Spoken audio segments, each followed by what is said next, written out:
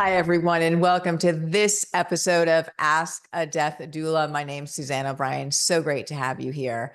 So it is November and it is National Caregiver Month, and we celebrate caregivers all over.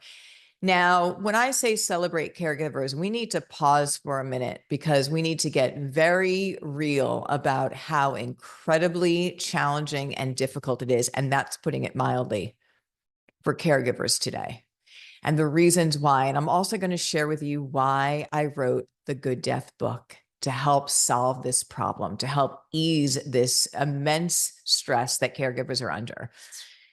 Let's start from the beginning. So first of all, we have to understand our caregivers, what an intense responsibility that is. And there's something called caregiver syndrome. And there's something called, because of the stress, and there's something called the sandwich generation, which is finding at this very moment caregivers that are in a sandwich generation, finding themselves caring for elder parents and still having children themselves, and usually working full time. So the stress is unbelievable, but I want to hone into our elderly and then, of course, our end of life, because if I may, I want to introduce myself. My name is Suzanne O'Brien. I'm a former hospice, that's an end of life care nurse, and oncology, that's a cancer care nurse. And in that space of end of life, it is not going well for most people. So let's start out this. We want to focus on our caregivers. And then, of course, we want to focus on this podcast, what we can do to support them. So I want to give you a few statistics. This is really what I say is why the need for the Good Death book now and why I wrote it. So here's a statistic. 9 out of 10 people polled said that they want to be cared for at home when terminally ill. Now, this is a source by a 1996 Gallup poll by the National Hospice Organization. 9 out of 10 people. Just take a minute and think to yourself, where would you want to be? 9 out of 10 people, almost 100. The second statistic is by 2050, the population age 65 and over in the United States is projected to be 83.7 million people, almost double its estimated population of 43.1 million in 2012. This is by the Census Bureau of the United States. We have staggering amounts of elderly. We have an elder care crisis right now. That's the second point I want to make. The third point is in a recent Medicare survey, it determined that a hospice worker is only in the home of an end-of-life patient on an average of 30 minutes a day. That means that 98% of the hands-on end-of-life care is done by family caregivers when they usually don't know the first thing about how to do that.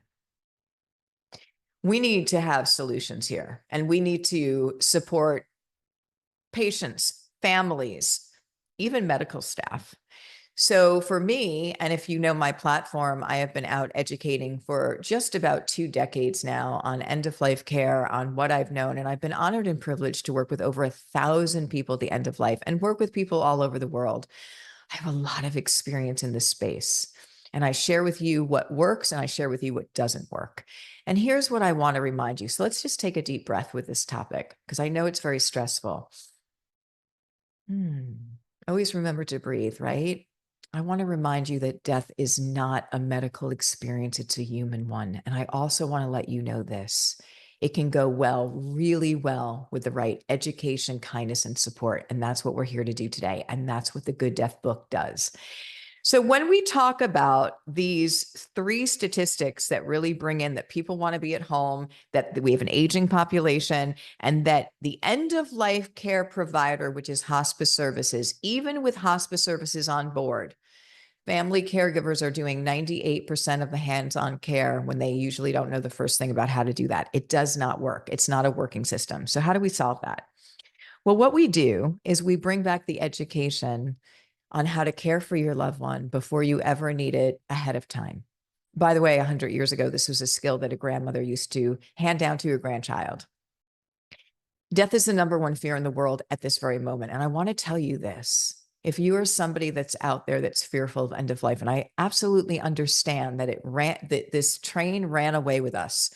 We've removed all awareness of death. We've removed the truth and the sacredness about end of life. And so this fear of the unknown, this fear And when we're fearful, we make very poor choices. And this isn't working. I want to tell you how you reduce your fear of end of life. You reduce by learning about it, by learning the truth about it, by learning the beautiful things that end of life patients will say, the common things that end of life patients will say. Changed my whole entire life. And so for me, teaching this level 1 free end of life doula training, now that's going on 16 years, I do it every month, still every month, live online, has helped. We've had over 350,000 people take this training, and the things that they say, let me just share with you a few things that participants, if I may, have shared about the level 1 training and what it has done for them, because it's important to hear it from me, but it's important to hear it from people. And when I say about removing your fear, this woman, Kathy, writes in and she said, my sister died 5 hours ago. Because of this training, I was able to be with her without fear. The gift you have given me is absolutely priceless. This is everything. I don't think I have to do one more thing in my journey other than share this training and information. We will do much more than that. But this statement from Kathy, who, by the way, people who have an end of life with loved ones, sit down and write me hours after it, hours after their loved one has died, because of the difference that the training made, because of the gratitude that they want to express. That's how empowering this training can be. Another person wrote in and she said, I am a retired nurse with extensive experience in oncology, critical care, and palliative care. That was the best 90 minutes of clear, comprehensive education on end-of-life care I have ever heard. Excellent. That was from Jan. So I want you to know the value that's in this training. And this training is in the Good Death book, and so much more is in that book. So we'll get to that in a minute. And then I want to read you another one, because this was a bit of a surprise to me. How many people tell me that this training has helped them heal grief? There's lots of talk today about grief. How do I navigate it? How do I shift it? Never ending grief. And I understand that, but I also want you to know there's a different way to approach this. There's a different way to think about possibly healing or transmuting and changing the energy in the grief that you have, is by learning about death and learning the truth in this space. So here's what this woman, Viv, said. Thank you, thank you, thank you. I feel healed from my parents' death issues that I have carried for the last 40 plus years. I learned so much. Your compassion comes through every word. I can't thank you enough for sharing this beautiful journey. So for me, we can go on about the feedback from people and what an incredible, humbling honor it is to hear these. But I want you to know this, because I want you to know what's available to you. And I want you to know why I wrote the Good Death book. And I also want to tell you a bit about what's in that book. To me, this book is something that every family should have. Why? Because each and every one of us one day will be called to show up for someone at the end of life, and knowing how to do that changes absolutely everything.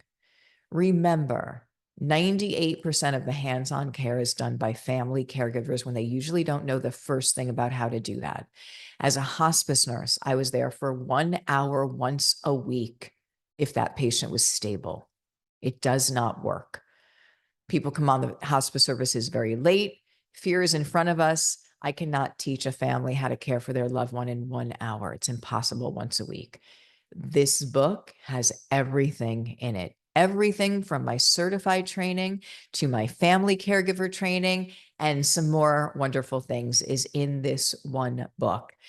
Every family should have this. It's like the what to expect. You remember when you were, if you have been one that has carried your own baby, or one that has been, gotten a baby from, divine interventions. It doesn't matter how these wonderful paths go, but we all probably are familiar with the book, What to Expect When You're Expecting, right? It's something new. It can be scary and overwhelming. And that's the book for when you are going to have a baby. And I think that all of us might have had that book at one point. This book is the What to Expect When Your Loved One is Dying. It's the same thing for the opposite end of life. Yet not everyone is going to have a baby, but everyone is going to have an end of life. And every family is going to be called to show up for someone they love at the end of life. And having this book, the Good Death book, changes everything. So we want to know why it's so important to do that. And I really want you to know that because of the life expectancy right now, because life expectancy over the last 100 years has changed and almost doubled from 46 to 80, 81. I want us to just hold a minute here. We've made medical advances in the last year, and that's a good thing in one sense. But at the same time, we forgot. We forgot that people die, and we forgot to teach doctors how to care for people at the end of life and how important it is for them to support that person and those loved ones of that person. We also right now treat doctors like they failed if their patient dies, no matter how old, no matter what the disease process is. And we also forgot to teach doctors that, again, death is a natural part of the experience. We have taught them how to keep life going. We know how to keep a heart beating. We know how to keep breath going in the medical field.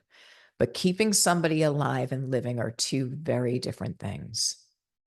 And when we are having that extension of life now for decades, usually with that comes multiple challenges, cognitive, mental challenges. It comes with physical challenges. It comes with financial challenges, isolation challenges. We've never seen an aging demographic like we have now in our world. And with that, we don't know how to handle it. We don't have the setup. We don't have the setup in the medical system. We don't have the setup in housing.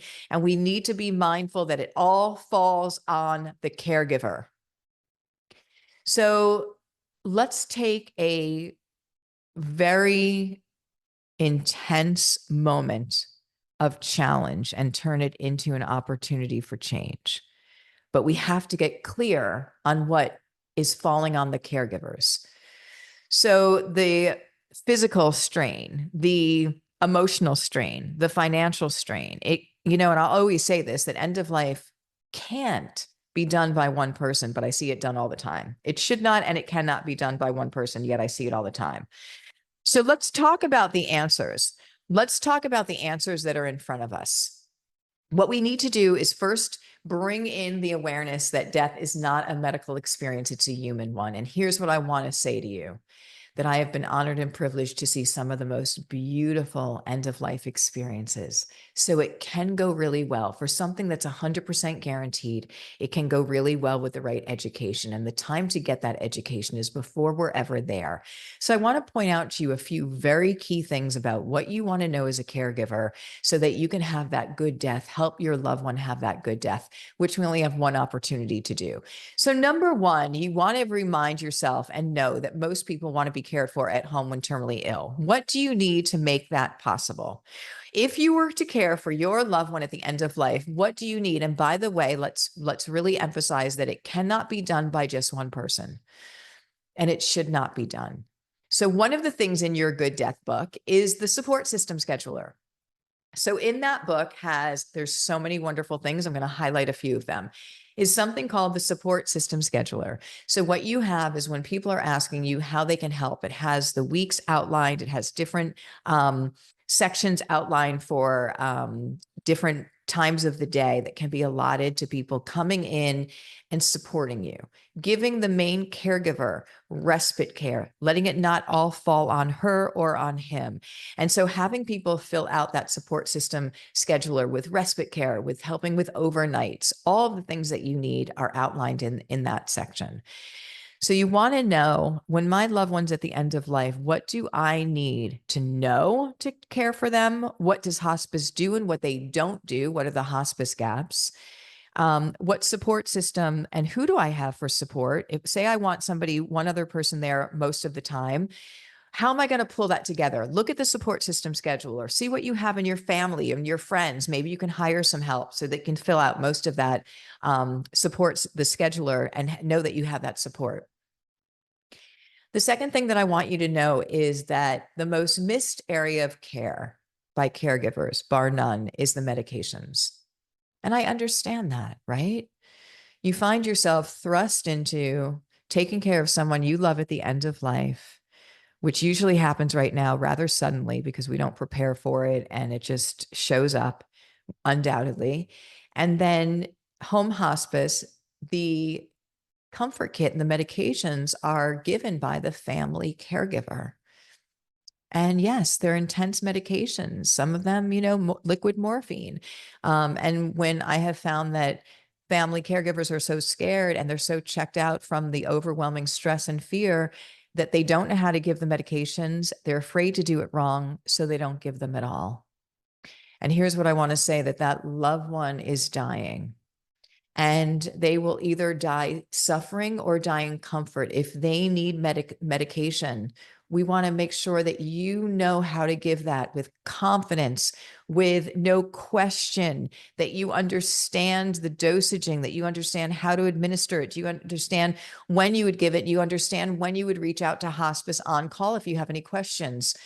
So that 2 o'clock in the morning when your loved one is having trouble for breathing or having trouble with pain, that you feel completely comfortable on what's needed to support them in that moment. So the medications, and of course, you want to always defer to your hospice nurse to teach you and reteach you. But the Good Death book lists the comfort kit, lists the medications, talks to you about them, allows you to reduce your fear of them. I want to just say right now that liquid morphine is one of the best medicines for not only pain, quick pain. So yes, the word morphine can scare people. It is a narcotic and a strong one at that. But did you know that this liquid morphine, what you call is fast acting? So it acts quickly and it leaves quickly. And it also is one of the best medications for breathing issues. So to be that confident caregiver and to know what that you need to know so that you can love your loved one and show up in that moment to support them is one of the most important things that you could ever do. Knowing how to do that well changes everything. In the book, we talk about the support system scheduler. In the book, I go over all of the medications. I even teach you what's, each one does, what you need to know about them. There is something else that is called the symptom comfort tracker that is in your Good Death book. And this is the 5 categories of symptom management, because here's the real thing, is that the goal is to have symptoms managed tightly so you have the highest level of comfort every single day for your loved one. And the symptom comfort tracker allows you to see each category: pain, nausea, sleep, how are they doing eating, in its totality, what you need to look for, interventions to use for comfort, and to actually keep track of them. So how is your loved one doing? Is the medication working? Because when that hospice nurse comes in, she or he is going to be able to look at your comfort symptom tracker and be able to see that, oh, that medication regimen needs to be changed. It's not working very well. Or yes, it looks like, the patient's declining in their intake with eating, that they may be headed into their transition phase. When good symptom management and assessment is present, we have had people with higher quality of life in their last few weeks than they've had in years. So this is something that's so incredibly important. And of course, in all that we're doing, we forget. Where was mom's pain 2 days ago? Did she have a bowel movement? How is she eating? Like, everything can be overwhelming. And so having this symptom comfort tracker laid out for you, there's no guesswork in it. You keep it at the bedside. Everyone who's doing the care can come in and make notes on how that time period or that shift was for them.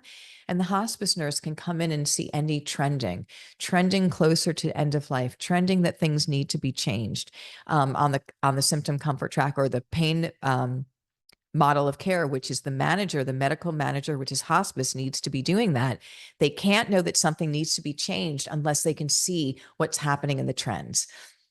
So this book changes everything. It also gives you beautiful reminders about ritual at the end of life, how to set a sacred space, reminding you again that end of life is a natural, sacred experience. And you can think of it as the passage from this world to the next. And I make suggestions on how to set that sacred space with dim lighting and with, soft background music, and reminding everyone that enters into that space to be mindful of being quiet and being present in that moment. And then, of course, reminding us that that time of end of life, when the person has their end of life, to slow that down. One of the most important things you could possibly do is to stop and slow down this moment, to take it in, to make sure that anyone who needs to be there needs to be there. Are you going to do some rituals? Are you going to be dressing your mom, bathing your mom, sharing stories around your mom? Remember, we'll never get this moment back. Once her body leaves your home, you're never going to get this moment back. And here's the thing, it has been documented that it's almost like imprinting. The moment that that body stops breathing, it's a physical body. I believe we go on and on. I just want to share my belief. But once that physical body stops living and stops breathing, everything that happens from that moment on directly will impact the level and how your grief and bereavement go. And slowing that down and taking this moment in has been said for so many reasons, even if it's for a few hours, to slow it down, for your brain to concretely know, to say, my mom, she's not living anymore in that body. And here's what I think is happening. And I really want you to hold on to this, because I've worked with people. I've been honored to work with so many people at the end of life. This is what I think is happening at the end there. When somebody has their end of life, and people slow down and they stop and they pause and they get present in that moment with that body, and just stop. They still feel their loved one. And maybe they feel their loved one and the love of them, the love part of them, stronger than they've ever felt. And so there's somewhere inside them, they know that their loved one is still present. And this, to me, is what's happening. And so loving that body, caring for that body, because we'll never get this moment back, but knowing and feeling your mom still there, feeling her essence, feeling the connection to her, that is something that can never go away and never be broken. So there's something that's incredibly healing about that. So making sure we think about the time of death and have what I call an after-death plan, slowing that ritual moment down for minimum of a few hours. And then honoring choices, making sure, if possible, that my family knows what I would want, where I want to be celebrated, how I want to be celebrated. Yes, I want to be part of the earth again and not be taking away from climate change, which is like what we're really finding out now is happening with the embalming and caskets that do not get broken down. We really see the impact that's having. Even fire cremations, the impact that has on the ozone layer. There's no judgment. Everyone can choose what they want to choose, but I want you to know you have choices. And for me and for many people, knowing that I can make a choice now that when my body dies, that can have a positive impact on the planet, is really empowering. And not only that, but they are not only green choices, but they are economically friendly as well. It's a win across the board, and we love wins. So thinking about the different choices I have, and then sharing in that book about the phenomenon, about the common things that happen at the end of life, and bringing you into a whole different space of thinking about death. And I want to ask you this question right now. Do we have our relationship and understanding of death all wrong? And I'm going to tell you, yes, I think we do. In fact, I know we do. Well, think about it. If we removed all of the teachings, the conversations, what we know about it, then of course the things that we know are not accurate. Of course, fear has swept its way in here. And now it's become the number one fear in the world for something that each and every one will experience. And by the way, we know how to do this, and it can go really, really well. In fact, it can absolutely be beautiful. So let's bring back the empowerment of that and know that we've been dying for thousands of years. We just lost our way over the last 100.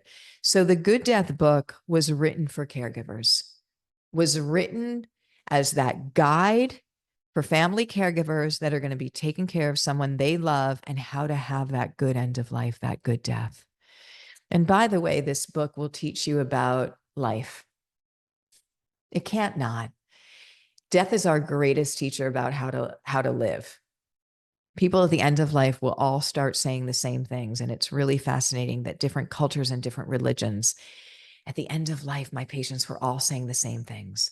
They were saying that there is no death, that we're all connected to one unconditional loving energy, that time is our greatest commodity, and how we choose to spend it is our greatest question we'll ever ask ourselves. And so it changes your perception on not only end of life, that life goes on, but about life and about following your heart and all that we have to celebrate in this magical journey that we've been gifted if we know how it works. And end of life patients will share with us those exact lessons on how it works. So in my opinion, have we removed the greatest teacher about life? And obviously, you know, the answer is yes.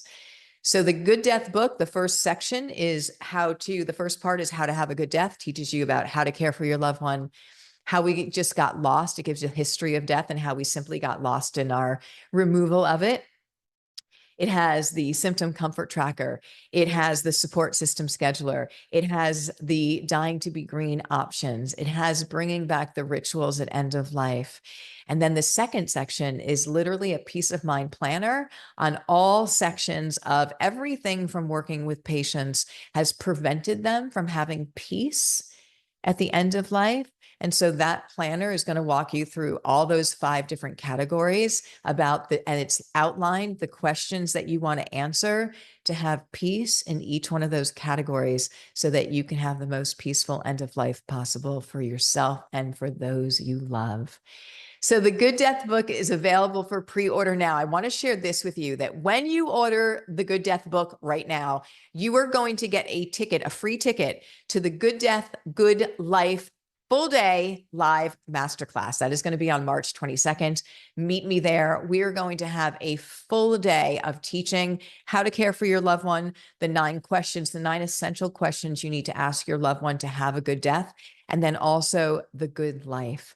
What you want to hear, we're going to talk about what people at the end of life share, what you want to know, and then make an action plan from this moment forward so that you can live the best, most beautiful life possible with no regrets, living your purpose, sharing your gifts, and having no regrets. Because at the end of life, we just want to be able to say, okay. So I want to thank you so much. Please share this event with your friends. Please share the Good Death book with your friends. The link is below. And please let me know any questions you have. I am here to serve you. My name is Suzanne O'Brien. This was Ask a Death Doula. Again, we are celebrating National Caregiver Month. Love to all the caregivers. We need so much more support for them. We are here to supply that. I love you so very much, everyone. We'll see you in the next episode.